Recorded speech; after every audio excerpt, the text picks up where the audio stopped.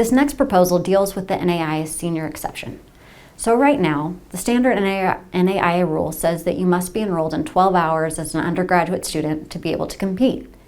As an exception for senior student athletes, we recognize that in that last term prior to your graduation with your baccalaureate degree, you may not need 12 hours to be able to graduate, and so therefore you shouldn't have to be enrolled in 12 hours simply to compete.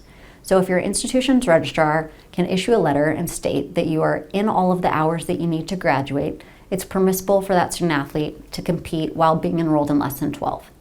Under this current proposal, we essentially mirror that same process or approach and apply it to graduate students.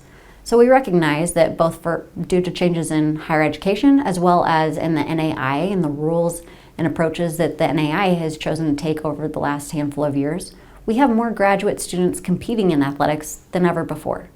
So under this proposal, it would state that a student who is pursuing graduate level work and is in their last term prior to graduating with that graduate degree, they could compete while taking less than a full-time graduate load. It would require that their institution's registrar verify that prior to them being able to be certified. Any student who would utilize this exception while a graduate student and compete while being enrolled in less than a full-time graduate load would forfeit any remaining eligibility after this term is over. So if they were to not graduate or somehow still have terms or seasons remaining, they would forfeit those additional terms and seasons by invoking this exception.